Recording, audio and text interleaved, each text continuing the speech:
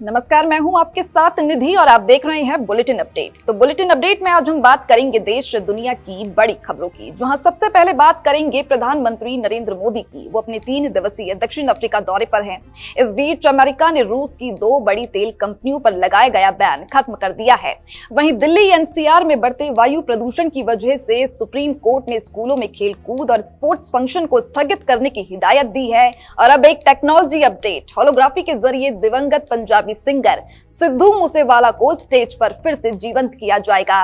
और वहीं सीएनएपी सिस्टम आने वाला है, जो अनजान नंबर से आने वाली कॉल का नाम सीधे आपके फोन पर दिखाएगा।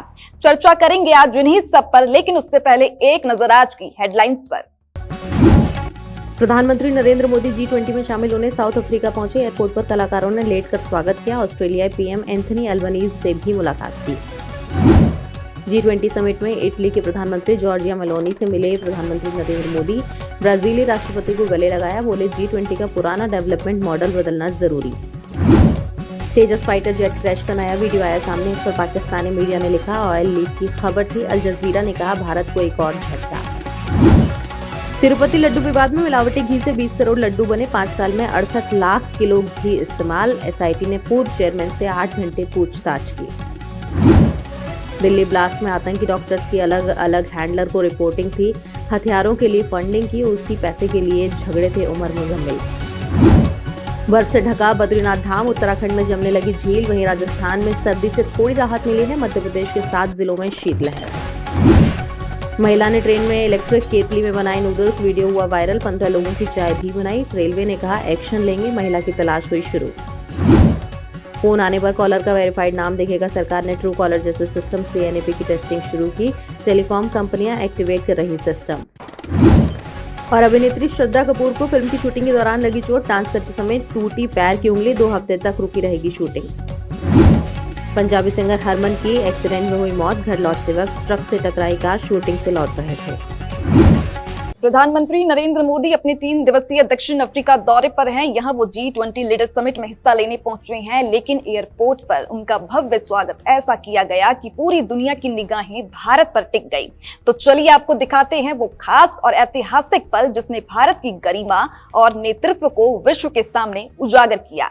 जैसे ही पीएम मोदी विमान से उतरे, एयरपोर्ट पर मौजूद स्थानीय महिला कलाकारों ने उन्हें पारंपरिक संगीत और नृत्य के साथ स्वागत किया। लेकिन सबसे खास था उनका तरीका। कुछ महिलाएं जमीन पर लेटकर हाथ जोड़कर सम्मान व्यक्त कर रही थी। अफ्रीकी संस्कृति में ये अतिथि सम्मान का सबसे बड़ा तरीका माना जाता है। महिलाएं पारंपरिक पोशाक में जमीन पर लेटी हुई हाथ जोड़कर पीएम मोदी को देखती हुई। पीएम मोदी ने मुस्कुराते हुए उनका अभिवादन स्वीकार किया। लाल कालीन पर आगे बढ़ते हुए उन्होंने महिलाओं के सम्मान को सम्मानित किया। ये दृश्य कैमरे में कैद हुआ और देखते ही देखते सोशल मीडिया पर वायरल हो गया। कई लोग इसे भारत अफ्रीका रिश्तों की नई परिभाषा बता रही हैं। होटल तक पहुंचते ही छोटे बच्चे ओम शांति गा रहे थे। पूरे शहर में मोदी मोदी के नारे गूंज उठे। बुजुर्ग, महिलाएं और संत सभी उत्सुकता से पीएम मोदी का स्वागत कर रहे थे। हर चेहरे पर मुस्कान और सम्मान की झलक साफ दिखाई दे रही थी। ये स्वागत सिर्फ भव्य आयोजन नहीं था, बल्कि भारत की वैश्विक प्रतिष्ठा और सॉफ्ट पावर का जीवंत प्रमाण था। दुनिया ने देखा कि भारत अब सिर्फ सहयोगी नहीं, बल्कि वैश्विक नेतृत्व की दिशा तय करने वाला देश बन चुका है। विशेष रूप से इस G20 समिट की मेजबानी पहली बार अफ्रीकी महाद्वीप पर हो रही है। भारत इसमें भाग लेकर वैश्विक मंच पर अपनी ताकत और सम्मान को प्रदर्शित कर रहा है। पीएम मोदी का ये स्वागत न केवल भारत की प्रतिष्ठा, बल्कि संस्कृति और स्नेह की नई पहचान को भी दर्शाता है। जोहान्सबर्ग एयरपोर्ट पर यह दृश्य सिर्फ स्वागत नहीं, बल्कि भारत की वैश्विक स्वीकार्यता, नेतृत्व और संस्कृति का प्रतीक है। और यही संदेश पीएम मोदी ने पूरी दुनिया को दिया है। प्रधानमंत्री नरेंद्र मोदी के दक्षिण अफ्रीका दौरे और G20 समिट की चर्चा के बीच एक और अहम मुद्दा सामने आया है। अमेरिका ने रूस की 2 बड़ी तेल कंपनियों रोसनेफ्ट और लुकोइल पर बैन लगाया था, जिसकी डेडलाइन 21 नवंबर 2025 को खत्म हो गई है।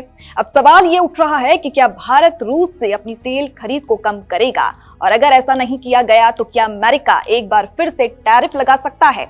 तो आइए जानते हैं इस मामले की पूरी कहानी और इसके वैश्विक असर। ट्रंप ने रूस की इन बड़ी तेल कंपनियों पर प्रतिबंध लगाया था। एक्सपर्ट्स का मानना है कि ये कदम भारत के रूसी कच्चे तेल आयात को कम करने और अन्य सोर्सेज की ओर मोड़ने में अहम साबित हो सकता है, लेकिन पूरी तरह रूसी तेल का प्रवाह बंद होने की संभावना अभी बहुत कम है। कैपलर के आंकड़ों के मुताबिक 20 नवंबर तक भारत के लिए रूसी कच्चे तेल की लोडिंग लगभग 982 केवीडी रही, जो अक्टूबर 2022 के बाद सबसे कम है। इस साल भारत के कुल रूसी तेल आयात में रोसनेफ्ट और लुकोइल का योगदान लगभग 60% था। अब इन दोनों प्रमुख आपूर्तिकर्ताओं पर बैन लगाने के बाद भारतीय रिफाइनरियों के पास विकल्प सीमित हो गए हैं। रिलायंस इंडस्ट्रीज ने अमेरिकी और यूरोपीय प्रतिबंधों का पालन सुनिश्चित करने के लिए 20 नवंबर से अपनी निर्यात केंद्रित रिफाइनरी में रूसी कच्चे तेल का आयात रोक दिया है। 1 दिसंबर से उनकी SEZ रिफाइनरी से सभी उत्पाद गैर रूसी तेल से तैयार किए जाएंगे, ताकि जनवरी 2026 से लागू होने वाले EU प्रतिबंधों का पालन किया जा सके। हालांकि रूसी तेल पूरी तरह बंद नहीं होगा।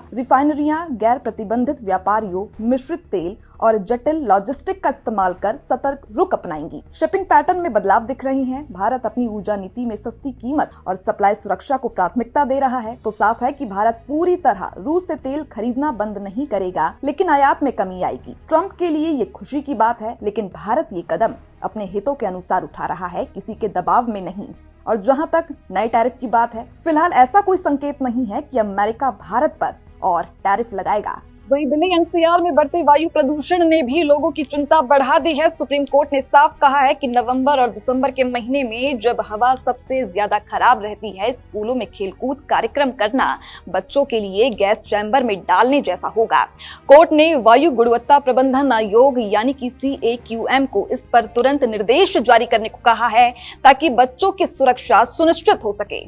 दिल्ली NCR में बढ़ते वायु प्रदूषण को लेकर सुप्रीम कोर्ट ने बेहद कड़ा रुख अपनाया है। कोर्ट ने कहा कि नवंबर और दिसंबर के महीनों में जब हवा सबसे ज्यादा खराब रहती है, तब स्कूलों में होने वाले खेल कूद कार्यक्रमों को आयोजित करना बच्चों को गैस चैम्बर में डालने जैसा है। इसीलिए ऐसे स्पोर्ट्स फंक्शन को आगे के महीनों में शिफ्ट करने पर विचार किया जाए। कोर्ट ने वायु गुणवत्ता प्रबंधन आयोग यानी कि CAQM से इस पर तुरंत निर्देश जारी करने को कहा। मुख्य न्यायाधीश BR गवई, जस्टिस के विनोद चंद्रन और जस्टिस NV अंजारिया की बेंच ने ये भी स्पष्ट किया कि अब वायु प्रदूषण के मामले की हर महीने सुनवाई होगी, ताकि इसका स्थायी और प्रभावी समाधान निकाला जा सके। ग्रैप 3 लागू होने की वजह से दिल्ली NCR में कई निर्माण गतिविधियां रोक दी गई है। इससे बड़ी संख्या में कंस्ट्रक्शन मजदूर बेरोजगार हो गए हैं।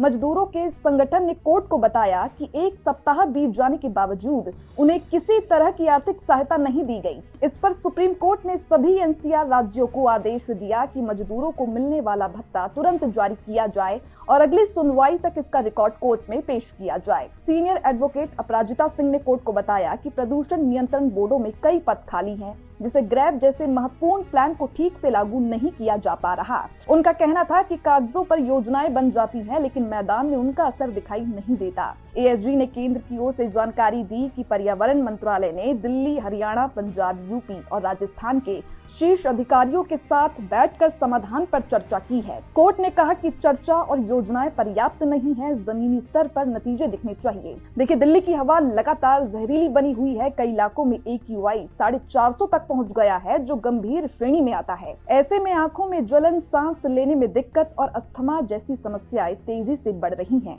इसी वजह से ग्रैप 3 लागू किया गया और कई गतिविधियों पर रोक लगाई गई है। बढ़ते प्रदूषण को लेकर लोगों ने इंडिया गेट पर विरोध प्रदर्शन भी किया। पर्यावरण कार्यकर्ताओं का कहना है कि प्रदूषण अब सिर्फ एक मौसमी समस्या नहीं रहा, बल्कि ये सीधे बच्चों और बुजुर्गों की सेहत पर हमला बन चुका है। इस मुद्दे पर फिट इंडिया मूवमेंट से जुड़े लियो क्रिस्टोफर काउंटहिंटो ने सुप्रीम कोर्ट में जनहित याचिका दायर की। उनका कहना है कि देश में वायु प्रदूषण का स्तर अब पब्लिक हेल्थ इमरजेंसी जैसा हो चुका है।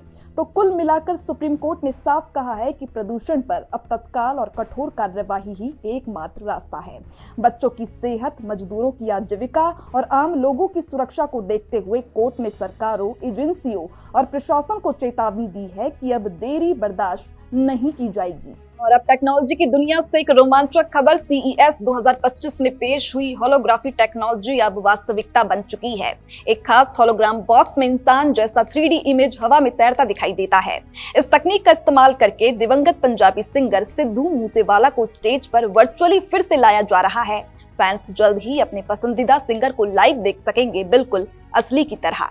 Sign to war 2026 world tour में सिद्धू मूसेवाला का 3D अवतार फैंस के लिए एक अनोखा और इमोशनल अनुभव लेकर आने वाला है। स्टेज पर तेज लाइट, झूमती भीड़ और दिल को छू लेने वाली बीट्स के बीच ऐसा लगेगा जैसे सिद्धू वास्तव में मंच पर हैं। उनकी हर मूवमेंट, उनका हर स्टाइल और उनका हर शब्द बिल्कुल रियल लगेगा। इससे पहले भी इस टेक्नोलॉजी का इस्तेमाल माइकल जैक्सन, ट्यूपेक और विटनी ह्यूस्टन जैसे बड़े कलाकारों के डिजिटल अवतार के लिए किया जा चुका है। अब सिद्धू मूसेवाला का अवतार उनके फैंस के लिए एक खास एक्सपीरियंस बनने जा रहा है। ये सिर्फ एक परफॉर्मेंस नहीं बल्कि भावनाओं को फिर से जीवंत करने वाली टेक्नोलॉजी है। तो समझिए होलोग्राफी क्या है। ये एक 3D प्रोजेक्शन टेक्नोलॉजी है जिसमें लाइट और लेजर की मदद से हवा में तैरती हुई इमेज बनाई जाती है। देखने पर ये इतना रियल लगता है कि सामने कोई असली इंसान खड़ा है। इसमें मोशन कैप्चर और रियल टाइम रेंडरिंग का भी इस्तेमाल होता है, जिससे कलाकार की हर मूवमेंट और एक्सप्रेशन बिल्कुल लाइव लगती है। यही वजह है कि स्टेज पर सिद्धू मूसेवाला का होलोग्राम अवतार फैंस को बिल्कुल असली महसूस होगा। तो सोचिए, स्टेज पर तेज लाइट, धड़कती बीट्स और झूमती भीड़ के बीच आप सिद्धू मूसेवाला को लाइव देख रहे हैं, जबकि वो वास्तव में हमारे बीच नहीं है। ये टेक्नोलॉजी सिर्फ संगीत का जादू नहीं बल्कि फैंस की भावनाओं को भी फिर से जिंदा कर देती है।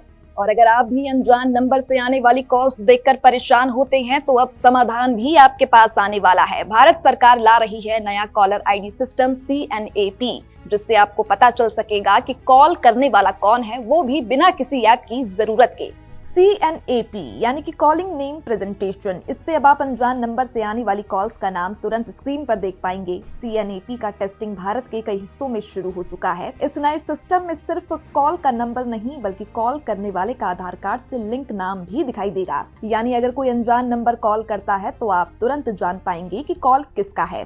और सबसे खास बात, ये सिस्टम सिर्फ अनजान नंबरों तक ही सीमित नहीं है, आपके फोन में सेव्ड कॉन्टैक्ट्स पर भी काम करेगा। मतलब कि जब भी कोई कॉल करेगा, सबसे पहले आधार कार्ड से लिंक्ड नाम दिखेगा और फिर आपके फोन में सेव कॉन्टैक्ट का नाम आएगा। दरअसल पिछले कुछ समय से देश में साइबर फ्रॉड और स्पैम कॉल्स की संख्या बढ़ रही है। कई बार लोग नकली कॉल से ठगी का शिकार भी होते हैं। CNAP इस समस्या को दूर करने के लिए लाया गया है। इसे पिछले महीने मंजूरी मिली और टेलीकॉम कंपनियों ने इसका इस्तेमाल शुरू कर दिया है। लेकिन सवाल उठ रहे हैं कि क्या इस सिस्टम से हमारी प्राइवेसी प्रभावित होगी? क्या यूजर अपना डिस्प्ले किया गया नाम बदल पाएंगे?